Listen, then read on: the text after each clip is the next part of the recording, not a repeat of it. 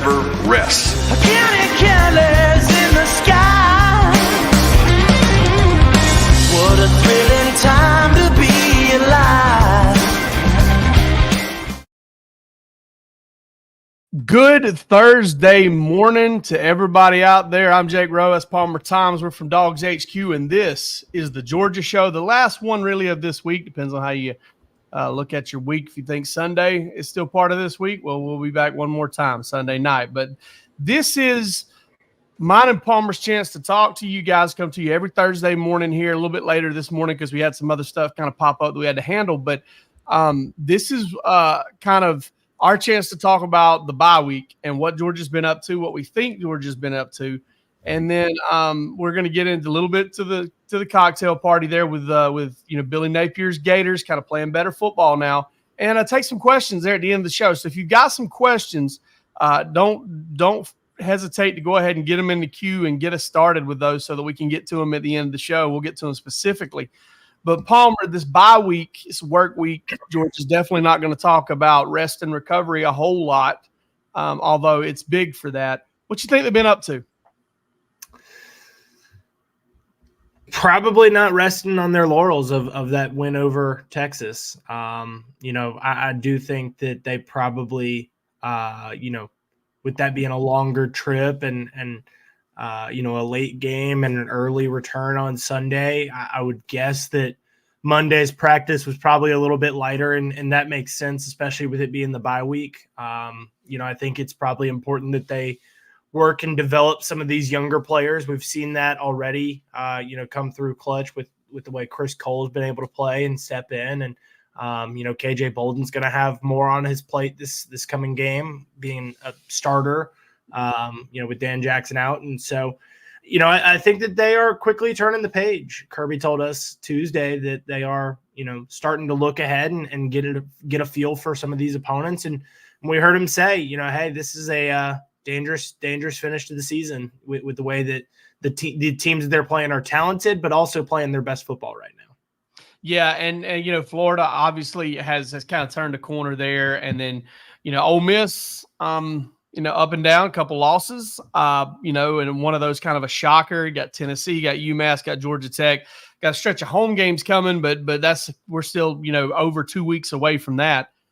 Because the Bulldogs, kind of have the neutral site game in Jacksonville, and then they've got to go to Ole Miss. But, yeah, I mean, they can say all they want about this not being about rest and recovery, but I don't know how it's about anything else, especially for Georgia's, starters and especially the offensive line. I mean, the more you hear coming out, I mean, it's like almost like every guy is kind of dealing with something. We knew Jared Wilson was dealing with something. We know now that Dylan Fairchild is dealing with something. There was some stuff late last week about Ernest Green that, we've heard more on this week that Georgia's banged up front. And I think that is where, Georgia can get the most out of this. Because if you've been playing with some guys at 75, 80%, you're hoping you can get them 90, 95%, coming out of this bye week. And that includes, and there's two birds with one stone that comes with that. And, that's, maybe limiting some practice reps and getting some guys some rest and some recovery while also getting some of those reps for the younger, guys, for getting, Daniel Calhoun and Bo Hughley and those younger offensive linemen, even Monroe Freeling, who has been a staple for Georgia this year in terms of playing, but hasn't really, been the guy at 30, 40 snaps. And so, I think that, the big fellas is where Georgia can obviously kind of heal up at this point in the season. And they've got some more injuries, but I don't know that any of those you're necessarily expecting back. Maybe Branson Robinson has a chance. I don't know, Palmer, if Kirby talked about him on Tuesday night whenever he met with you guys. Yeah, he did not talk about Branson. Did mention that they're hopeful to get Smile back and soon, and little bit skeptical of that. But I think that Tate Ratledge is somebody, as we talk about the offensive line, somebody that has a chance to return against Florida. Jordan Hall is another one that has a chance to return against Florida. I would be a little bit surprised if Jordan Hall doesn't come back against Florida. I mean, for all intents and purposes, it looked like he was fully available for Texas, and I think game flow kind of made it to where they only needed 3. They were getting Texas off the field with turnovers and with punts. there in the first half. So those guys weren't having to play long stretches. And then the second half, they weren't having to play two at the time. Very often they were, in pass rush packages a ton. Yeah. And I mean, we watched both those guys warm up and they were, Jordan Hall more involved this week than he has been in the past. And Tate, while in an emergency role, he looked like he was a little bit healthier than an emergency. Man, he was moving well. He was moving well. So, I think that the bye week comes at the right time. Jake, I know you wrote about that, but I think the bye week comes at the right time for Georgia to get healthy and get everybody back. Maybe not even to 100%, but feeling better. Kirby told us yesterday on the teleconference saying that Mykel Williams wasn't 100%. And I think that makes what he did, with 2 sacks, almost 3, if not for a face mask, even more impressive. So, I think that overall, this is just an opportunity to catch your breath, regroup, reset, recover, and get ready for this closing stretch. Yeah, for sure. And you're never going to hear a coach say the bye week comes at a bad time. That's for sure. That's just never going to come out anyway. I mean, you're going to hear it come out of somebody's mouth that it's the perfect time a lot more than you're going to hear it say it's the bad time. And, this is Georgia's second one. This coincides, honestly, Palmer, with a little bit of a demarcation in Carson Beck. It's something I noted earlier this week when I wrote about it is, last year coming into the bye week, Carson Beck was throwing the ball almost 36 times a game. And Georgia's offense had shown some flashes. It had put together a complete game at this point last year. It had played that Kentucky game and it had kind of really gone off. But he had went into the bye week with a stretch of 3 games where he turned the ball over 4 times. That's a far cry from 9 times in 4 games like he's got going right now. Then you come out of the bye week and the pass attempts tick down. And then listen, this is without, this is with Ladd back in the lineup for a couple of games in full. He gets hurt in that Mississippi State game. But he loses Ra Thomas and Ladd McConkey and Brock Bowers at different points, and kind of in and out guys there and weapons. But Carson turned into, I believe it was, I want to say he had like 11 touchdowns, 12 touchdowns, 1 or 2 interceptions down the stretch. Of that season, final 5 games of the year. Didn't fumble, didn't put the ball, he turned it over very few times. And I think that, kind of the pass attempts went down. And, I think maybe taking some of this offense off of Beck's shoulders, some of that may come into play with the offensive line. You're getting a little bit more healthy. Maybe you feel better about your chances to put your hand on the ground and knock somebody off the ball. I don't know. There's just so much, you kind of have to speculate about when you're doing this. But I feel like, coming off this bye week, you're not necessarily just looking at injuries and just looking at who's more healthy. But where can you self-scout and make a few adjustments? Kirby talked about this, some self-scouting, some quality control stuff. Where can you fix yourself and maybe like, hey, we're not doing this enough, or yeah, we're doing this too much. And I think that is a key area for this team is that quarterback play and how much they're putting on Beck. Sorry.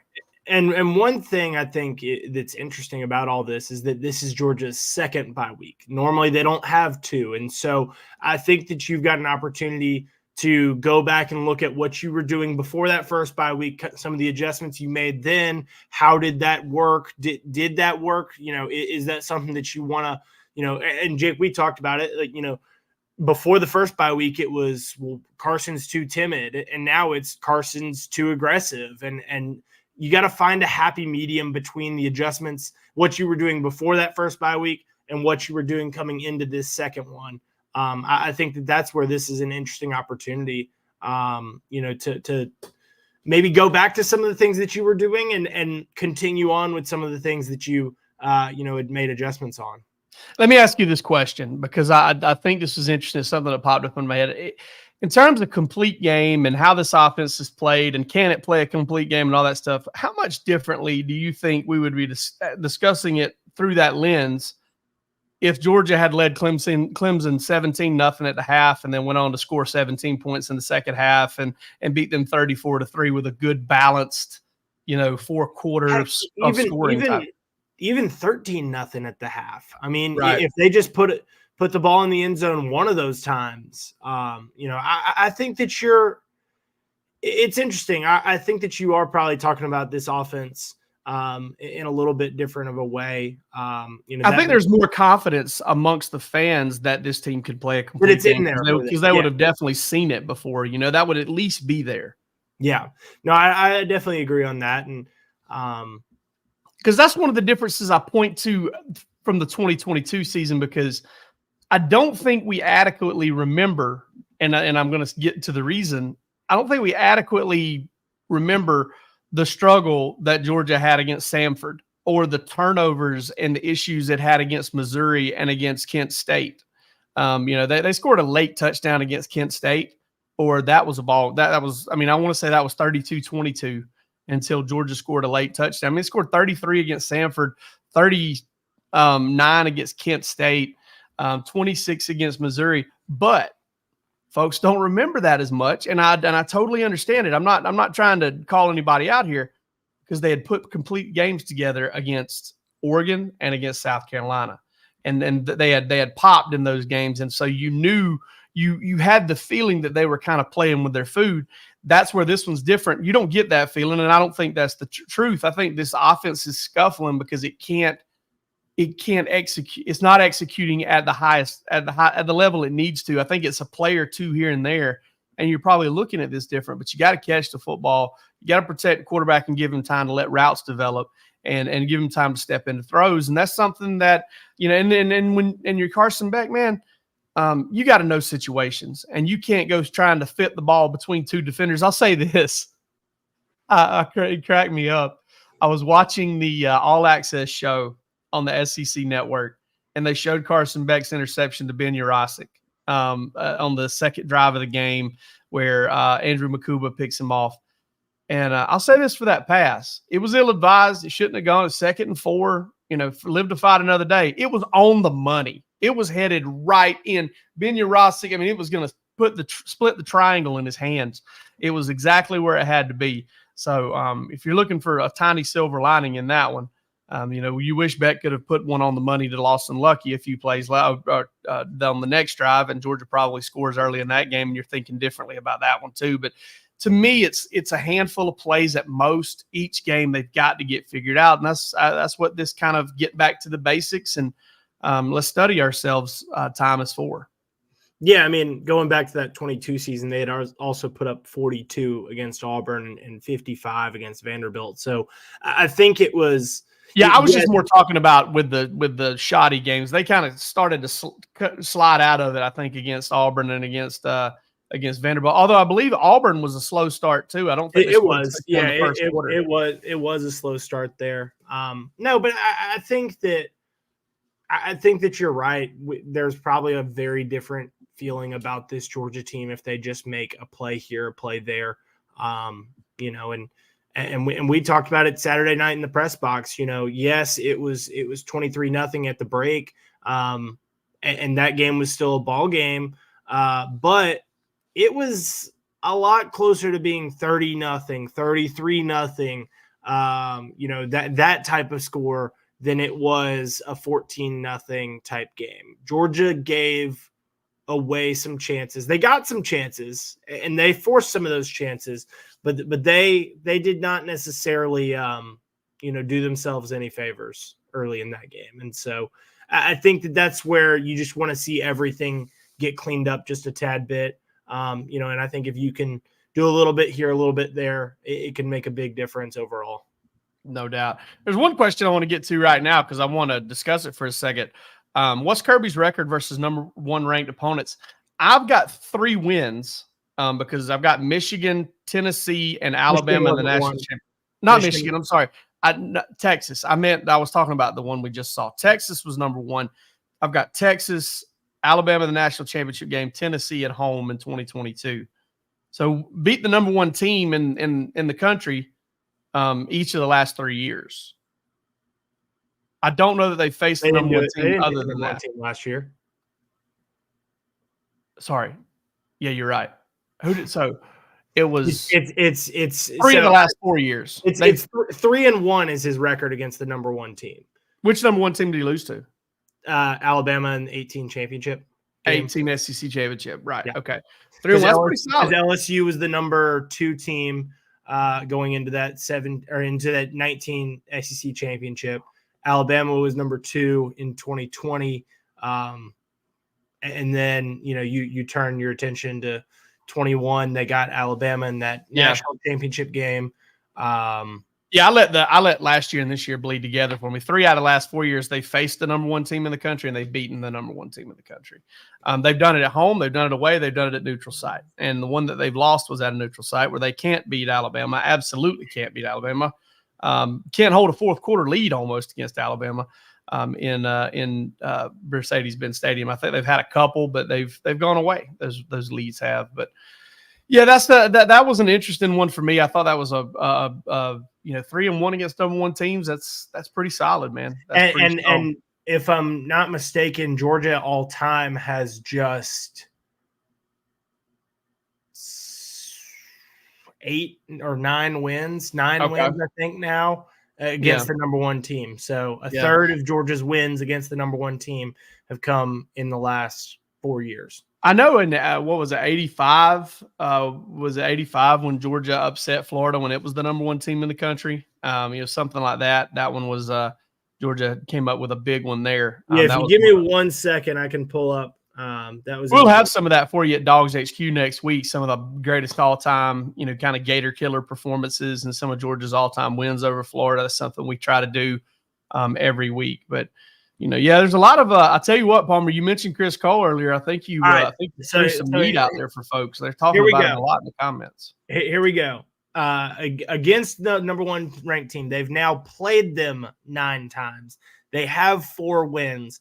3 of those are under Kirby Smart. Wow, that's incredible. They are 4-5 in school history versus the top ranked team, and are 3-1 under Kirby Smart. Unbelievable. That's something to hang your hat on right there. I mean, that's pretty strong. And I'm pretty sure that other win came in the 80s against Florida.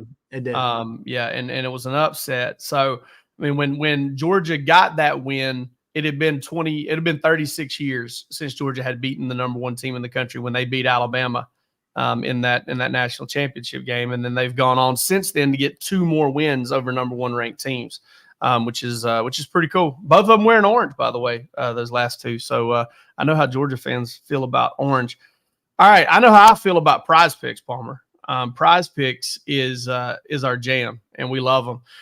So PrizePicks, Palmer, we've got to get creative this week because Georgia doesn't have any games, and so there's nobody there on the board. But listen, this is daily fantasy. This is skills based.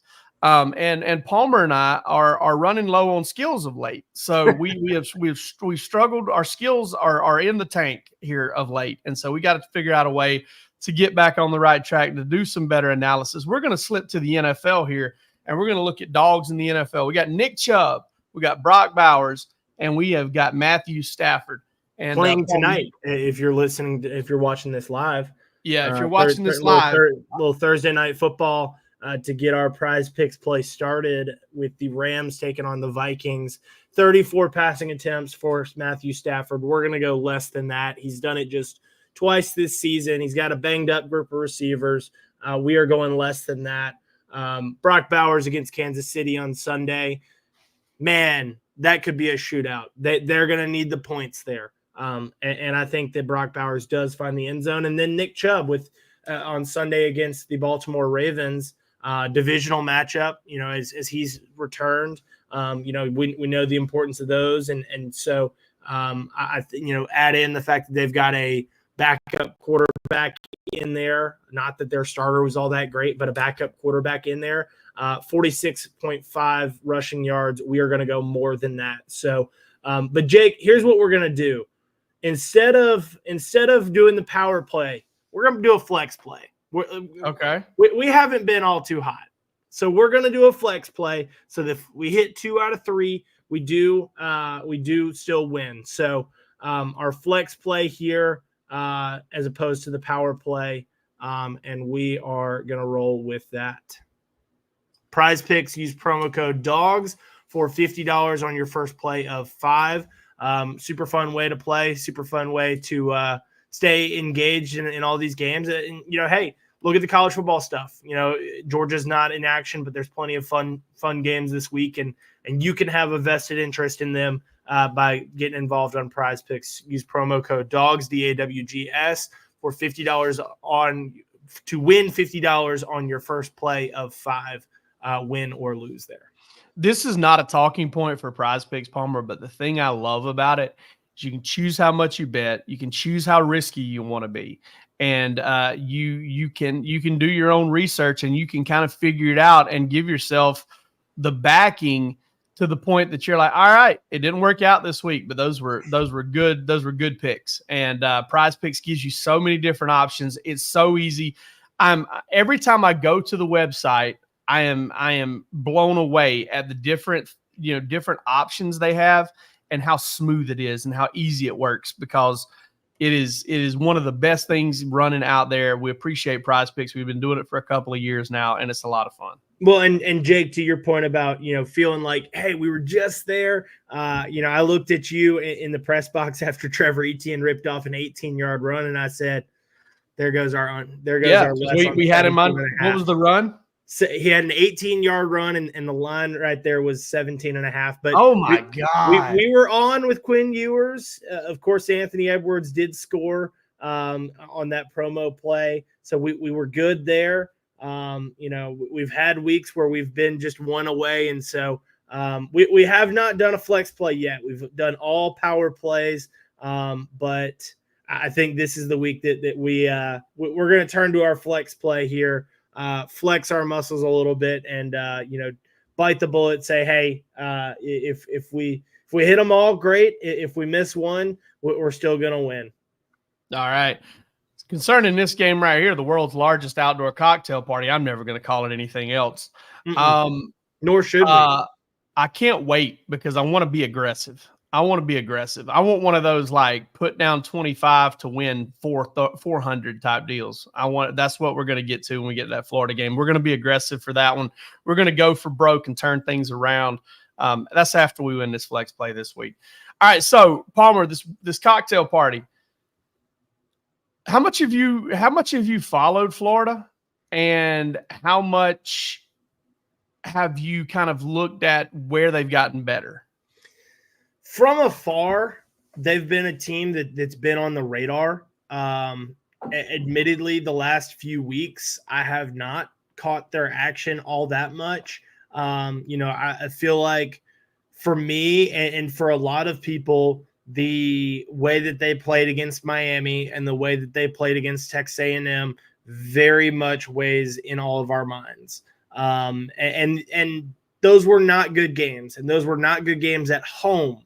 So I think that the way that they played those games is sticking with people. But like you said, they've improved. They've won 3 of their last 4.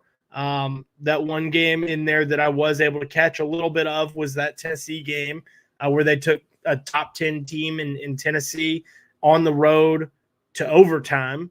And, if I was Billy Napier, especially with the saying, scared money don't make money, probably would have gone for 2 there at the end of the game and not taken that to overtime.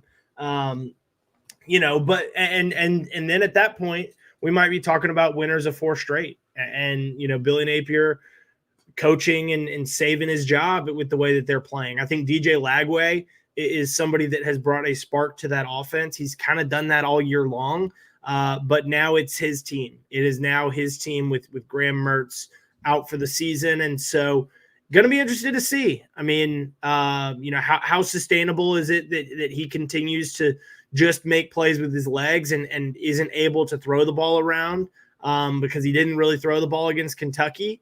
If you're a one-dimensional team against Georgia will make you pay. But I think that Lagway certainly brings a lot to the table, and there's talent on that team on both sides of the ball. Guys that Georgia recruited and wanted and didn't necessarily win the battles on, and guys that if Billy Napier were to leave Florida or were to get fired from Florida, and those guys hit the transfer portal, there's a lot of guys that Georgia would be taking a look at. Yeah, I agree. I agree 100%. And that's, Florida's got some talent. One thing I will say though, when I look at this game, and I have gotten to watch Florida a couple times here lately, kudos to Billy Napier for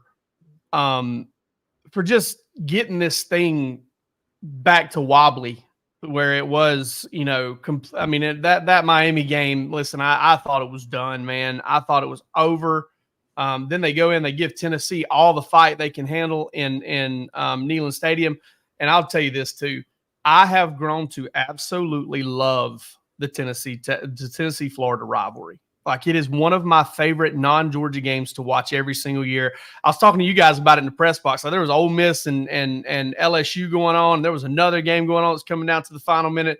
And you've got Florida and Oregon is what that other game was. Yeah. And you've got Florida and Tennessee over here in a rock fight. It's ugly football. It's not even pretty, and I can't take my eyes off of it. I'm sitting here watching two mules fight over a turnip, and I love it. Like, I don't know. Maybe that's maybe I'm low class like that. I don't know. But I love that rivalry. I think it's awesome. I give Billy Napier a lot of credit. With that said, Palmer, when I look at this game and I look at the DJ Lagway I saw in that Tennessee game, who made some plays, don't get me wrong, he did make some plays. But I think if most of that Georgia defensive effort that showed up against Texas shows up against DJ Lagway, I'd be a little bit more concerned with Graham Mertz, even though Graham Mertz is maybe a little less mobile, but more of a veteran quarterback that could kind of make you pay. I like Georgia's chances a lot in that game, and I really can't wait to see the line because I don't think it's going to be an astronomically high line. Like, I don't think it's going to be 17.5 or 20 or anything like that. I think we're probably looking at a 13.5 to 15.5 type deal here. Yeah, I don't know. I don't. I would probably with that number, I'd probably take Georgia. I'm going to Vegas Insider to see if they've got anything already. I don't. I think it's probably all of the old lines, all the I see a couple 17.5s. Okay, and that might be an updated number. Because what was the initial number?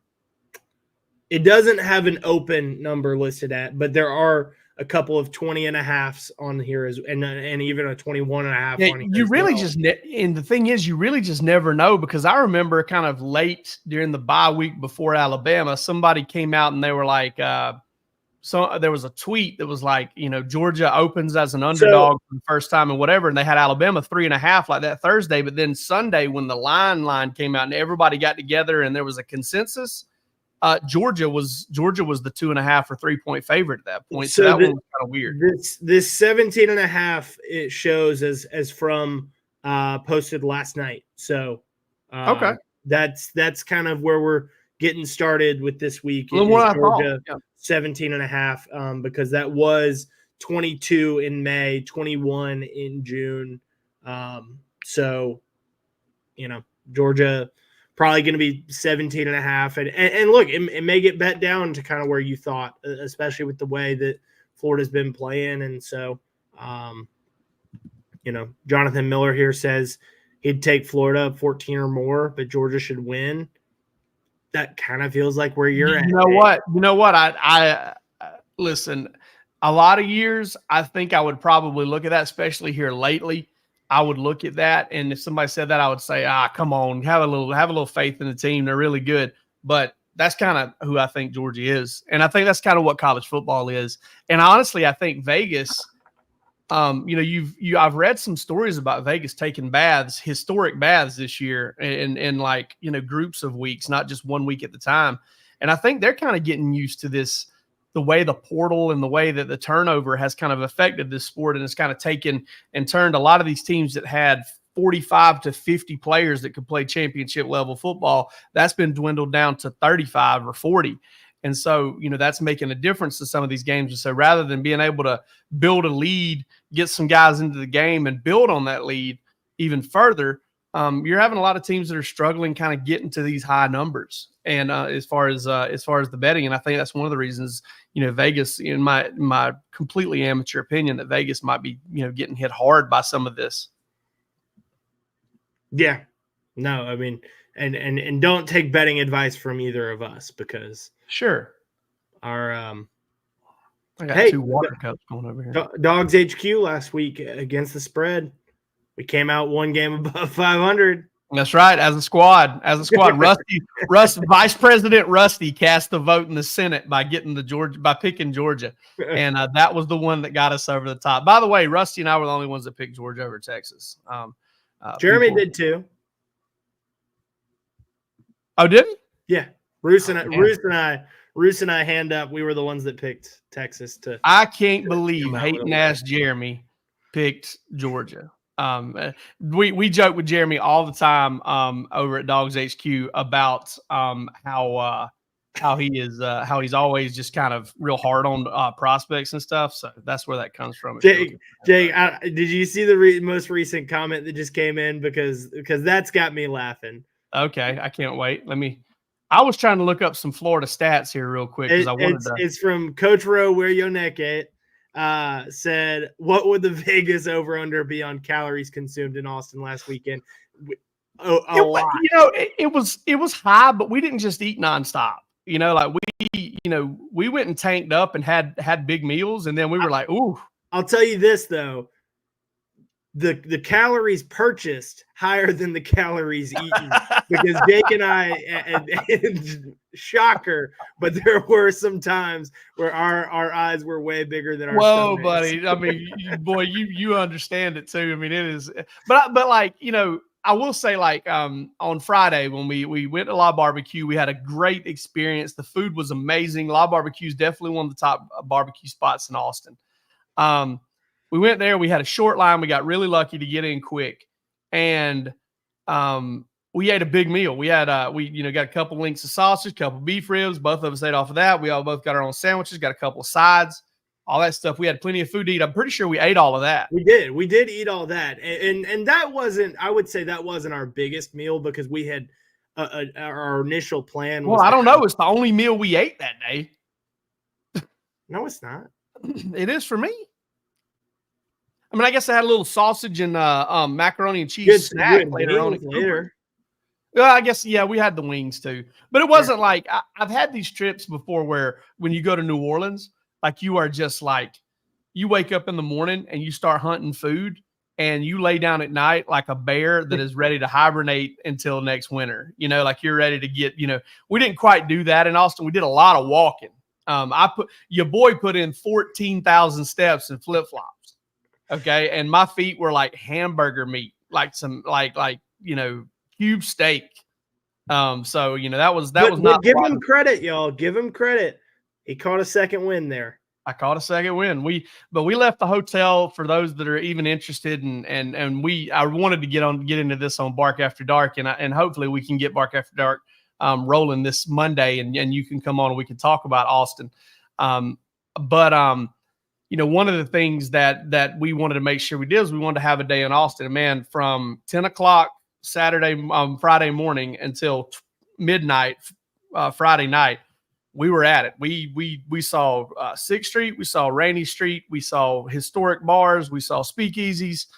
We went to the campus and went into the Texas saw Justice Terry Hall of Fame. Ran in guys. Justice Terry. I told Palmer, I said, "Hey, listen, this is the kind of spot we're going to run into Justice Terry." And he just kind of laughed. And you're up there in the bowels of Texas's athletic facility, full of rich mahogany and leather bound things. Okay, it's very, very nice. So we go up there, we get our credential and our parking pass. We talk to a couple people over there. We come down, we take some pictures of Bevo in the Texas Athletics Hall of Fame. Not the actual statue. Bevo. Yeah, there's a huge life-size statue of Bevo over there. And we take a picture, and as we're taking it, here comes Justice Terry decked out in Texas gear around the corner. So I was like, wow, here we go. So I snapped a pic real quick and sent it to the guys. I didn't want to publicize it and get Texas in any trouble. But that was pretty interesting. And then, credit to Jeff Sintel and Dog Nation. They got an interview with Justice Terry after that Texas visit. And he said Georgia made a big jump for him. So I don't know that I'll also give Jed May some credit. Interviewed Justice on the plane. They were getting off the plane in Atlanta and Wow. they were going to talk to Justice once they had gotten off, and there was a little bit of a holdup, and so right in the middle of the aisle on that plane, he interviewed Justice Terry. Oh man, great stuff. And Jed does a good job, and we like those guys over there. We all hang out and enjoy each other. But yeah, that's over under on calories consumed in Austin is probably lower than you think. And listen, calories burned in Austin was there too. True. They also had some really nice Tex-Mex for us in the press box that my man Palmer, I didn't find this out until after the fact. My man Palmer went in on it, apparently. How many tacos did you have?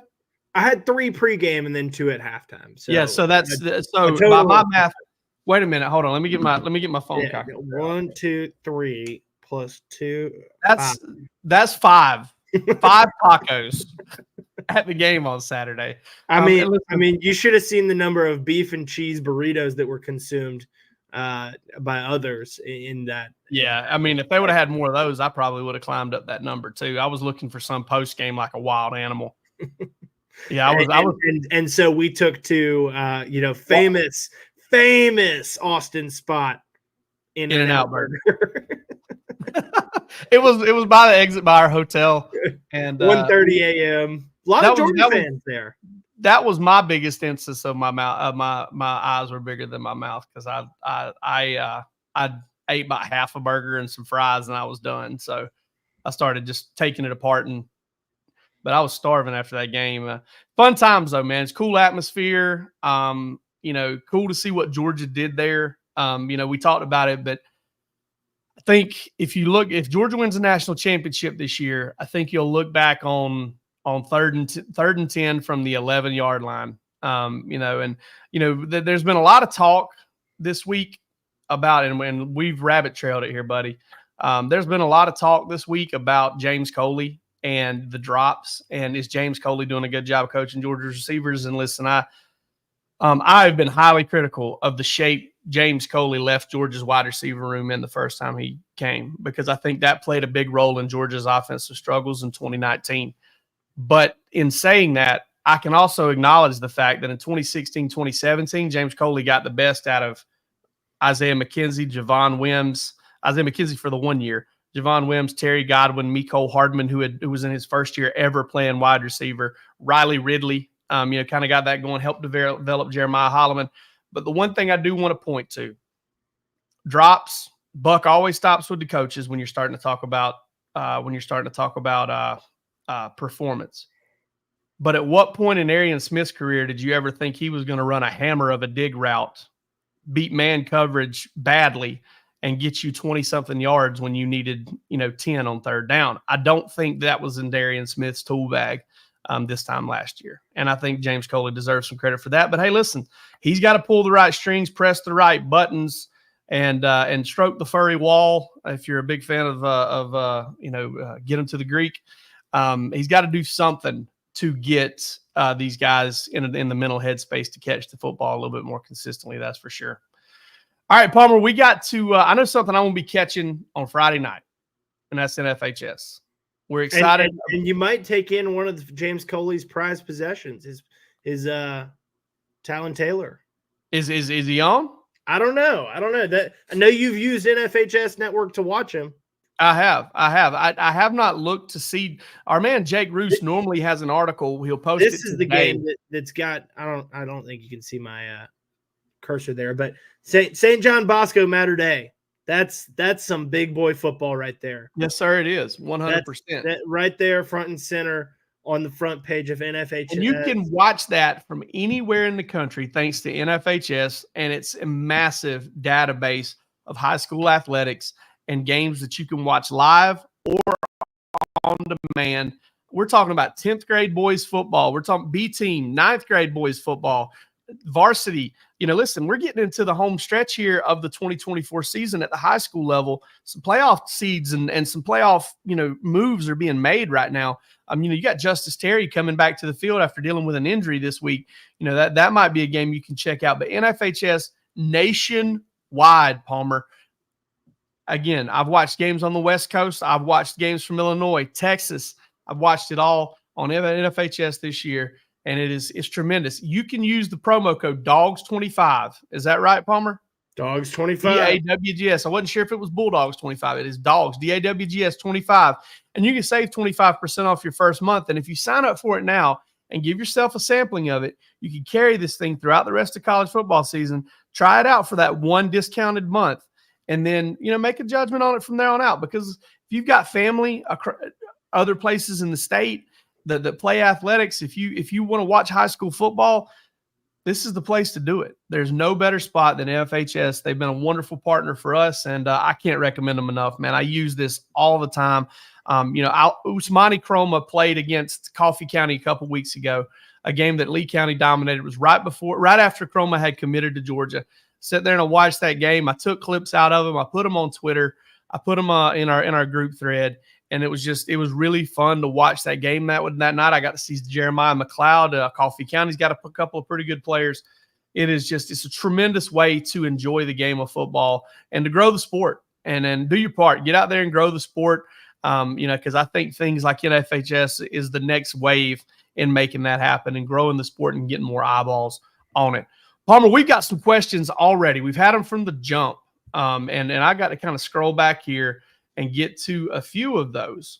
Derek Durham, our man Derek Durham says, with the pass catching problems wide receivers had, do you think at some point it opens the door for the freshmen, Sokovia or Nitro, to get a shot? I wrote about that earlier this week. I don't know that any of those guys are going to move right in, Palmer, and take somebody's job, but I could see them start to take a few snaps, especially if they show that they're sure-handed. What you typically do, and this is something that going back to, talking to some folks on staff during Mark Rick's era, and Georgia may do it different now. I remember having conversation. I'm pretty sure it was with BMAC, Brian McClendon back then. And he told me that kind of when you're trying to get a young receiver onto the field, you want to put together something and rep him in something throughout the week and kind of build a package for him and then kind of work out on it. I feel like Georgia's probably been in that process a little bit. And one thing we do know is this: Sokovia White has found his name on the injury report. Now, why is that important? Because they don't put players on the injury report that don't have a chance to play. That's, Nasir Johnson's been on the injury report. Other guys have been out. Johnson has not been on the injury report. Yeah, right. He's been injured, but not on the report. Yeah. Yeah. He's been unavailable, but not on the report. Chauncey Bowens didn't dress against Mississippi State. Yep. Was not on the availability report. Sokovia White, when he was dealing with a sprained MCL, one that he's over now and he shed the brace and he's good to go, he was on it. So that lets me know that as far as the way they practice and the way they're going, that Sokovia White is getting some pretty valuable reps. Same goes for Joseph Jonah Ajonye this past week of being on there, but not necessarily, he was on the availability report, which to us says, hey, this is a guy that they could see getting in a game. Before we get any further, I do want to correct something. It's Go Dogs 25. Go Dogs 25. Go Dogs 25. DAWGS 25 for 25% off first month. You know how I know we did it wrong? Because I did it with the first thing that popped into my mind. Like that. I'm just wrong. Listen, if it just flies out of me. You asked me, and I didn't. I hesitated and I said yes. Go Dogs 25. Just so y'all know, this is the only way Palmer ever takes accountability for anything, is if he has company on being wrong. If we can be wrong together, Palmer's like, yeah, I was wrong, and you were too. No, I'm just messing with you. All right, so here we go. Talking about Sokovia White, right? Nitro Tuggles, I feel like it's in the same boat because Nitro Tuggles covering kickoffs, and that may not mean a whole lot to you guys, but as an old Broncos fan and a longtime Georgia fan before, I was able to get into this business and kind of compartmentalize. I was a big Terrell Davis fan. Terrell Davis made his name with the Broncos covering a kickoff in Tokyo. So, this is a big deal. And Georgia doesn't put players it doesn't trust and aren't big-time athletes and aren't really good football players on those coverage units. And Tuggle, they called the hold on Dan Jackson on that when they returned back. Nitro Tuggle got a guy wrapped around him and just pulled him straight down because he was kind of barreling down and in the lane to kind of make that play. So I think the fact that he's playing special teams and Sokovia White is on that injury report, I do believe that those guys have a chance to play. Let me ask you this, Jake, and this is a story that'll go up later today. So Those are tuning in, getting an early insight on Redshirt Report. Sokovia White, 1 game played. Nitro Tuggle, 2 games played. If you had to put your reputation on it, which isn't much, put your reputation on it. What an already tattered reputation. Does either one of those guys burn their red shirt, burn a year of eligibility this year? Yeah, I think Sokovia. I think both of them will. You think both of them will? Because I'm with you. I think Nitro does. Like you said, because of the special teams thing, and I think that he's playing on special teams says a lot. I think Sokovia's going to get in the lineup. I think Sokovia's going to get into the rotation at receiver, and I don't think they're going to have a moment's question as to whether they're willing to burn a red shirt. So I think Sokovia's red shirt would probably be gone or in peril already had he not sprained his MCL a few weeks ago. And kind of he missed a couple of weeks of reps, has a ripple effect on the rest of the season for a freshman. Just 4 freshmen have burned their year of eligibility already. Yeah, only 4. And Chris Cole, I don't even think is Chris Cole one of those. Chris Cole has played in all 7 games. In all 7, I guess special teams for him too. Yeah, KJ Bolden, Chris Cole, John Jackson, and Nate Frazier. Hey, I do want to say something. Nate Frazier's played in 6. Can I say something to Georgia fans real quick? You remember last year about this time whenever when Georgia needed to move on from KJ Bolden and just not worry with it anymore, and Kirby was wasting his time. Listen, I think Georgia fans are really glad Kirby is not wasting his time, because Palmer, I've watched him hit Wisner a half yard short of the first down marker about 9 times this week. I mean, just over and over. That was a big boy play right there and a huge and he had one of those stops in that Clemson game too. Georgia's 2 best performances this year. KJ Bolden, if I'm recalling that correctly, KJ Bolden had a 3rd down stop in that game. I'll tell you what, man, I've watched and kept up with Caleb Downs this year, and I've seen Malachi Starks play every game. And I don't know that I'll go ahead and say it. When I look at KJ Bolden as a freshman, I think he can be better than either one of those guys. I think he can be better than either one. I really do. I think, and the cool thing, if you're a Georgia fan right now, is you're seeing KJ Bolden play at the level he's playing. You're seeing Dan Jackson play at the level he's playing. Dan Jackson's going to play on Sundays. All right. Malachi Starks has been a little bit up and down this season, but I give him some grace because they're constantly putting him in tough situations. How many safeties do you see matched up one-on-one with Ryan Williams like he was against Alabama? So Georgia has a lot of trust there. But there are a lot of guys playing good football back there. And you got Ja'Cory Thomas going to get a chance to step up and play a lot against Florida as well. And that's the guy who came on during the preseason, has continued to battle. Ja'Cory Thomas was already finding himself on the field in Georgia's 3rd down situations as that money linebacker. So that playing time should pay off pretty well for him. Let's keep it moving here. Question, you think Carson Beck's dealing with an injury? I think he was earlier this year. I had heard that he was earlier this year. He told us he was. Kirby told us he was earlier this year. Yeah, he was. AC joint. Yeah, he had the AC joint. And the non-throwing shoulder. Yeah. Right. Yep. Non-throwing shoulder. I was told at one point that there was some core stuff going on. Took some hits, I think, against Kentucky, that he had some soreness and some pain going on there. So, but I don't necessarily think that's the issue now. I think Carson Beck has to me, what it looks like, and I'm probably got some confirmation bias here. I'll be the first to admit that, is I think Carson was real hesitant and real careful through those first few games. And I think against Kentucky, not turning it loose put Georgia in a tough situation in that game. And I think he was a little too safe with the football. And I think Alabama bye week, it probably got pounded into him. Hey, Carson, you got to let it rip. And maybe he's gotten a little too careless with it. And there's just a couple notches back the other way. Get yourself back to that guy whose floor is 1 turnover. And because that's the thing. I mean, if you put everything out there for Carson Beck, drops and everything, and there's no turnovers, there's 0 turnovers or just 1 turnover for Georgia in that game on Saturday, I think Georgia's we're looking at the beatdown that everybody saw, and it talks about it not being as close as it was. I think the score would have reflected that. Yeah. All right, let's keep moving here on the questions. I don't see a ton. Oh, yeah, we Couple got about the James Coley that we kind of already addressed. Chris Cole.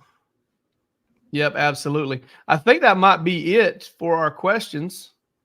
We got the one about the calories in Austin. I think we covered that one. Glenn Hartley, we got one more for you. Uncle Glenn Hartley, man, Uncle Glenn Hartley's been here from the jump. I got to say that. I miss hearing Wes's voice say, "Oh, Uncle Glenn Hartley." I do miss Wes's voice shouting out Uncle Glenn Hartley. We miss Wes too. Love him to death. Saw him recently. He seems to be doing awesome. He said Rod Robinson availability ? Don't think so. If he's back, we're looking probably around this time next month. But I'm not super optimistic in that. There was some chatter that he would be back in November early on. But there was also some chatter at that same time that he may miss the rest of the season. I kind of felt a little bit more on the optimistic side of that, but it was apparently it was a very rough injury. He's had a tough time kind of, getting on the other side of the surgery. The other thing is the conditioning factor, especially at a position like that. It's just going to be so tough. What I had been hearing was that it was probably looking more like a season-ending deal, and I as we talk about red shirts, he's somebody that they will probably try to save a red shirt on. I believe they saved one on him last year. He played in 5 games, but I'm not certain how that bowl game. Nah, the orange as of last year, postseason didn't count. But he's listed on the roster as a sophomore. Yeah, but one of his 4. Sometimes they do that, but one of his if the participation chart is right, and they got it, and he didn't play in more than, because he can play in 4 regular season games, and not a 5th. One way or the other, he's going to get a red shirt. It'll be either this year or next year. Yeah. So he's going to get one this year. He'd have to come back like now, very soon and I don't think he's going to come back in time to play 4 regular season games. But he either got one last year, got one this year. If he didn't play in a game this year, you could probably get a medical red shirt. Probably. Yeah, you could probably. But, you look at running back, how, effective is that? Those guys try to get to the league and make a roster as soon as they can. Now they're on a different timetable than everybody else. We're on the same timetable from here on out. We got Sunday night Georgia show. We're going to be ready to roll. We're going to get really into previewing Florida. It should be Roos and Rusty on that one. We'll be at Dawgs HQ Plus first thing Tuesday morning. I'm going to do everything we can to get Bark After Dark this Monday night and do a recap of Austin and how everything went there. And then we'll be back with you next Thursday for that last show before Palmer and I head to Jacksonville to cover whatever rendition of the world's largest outdoor cocktail party it is. We appreciate all of you. Thank you so much for being a part of us and making us part of your day. Have a great weekend. We love you.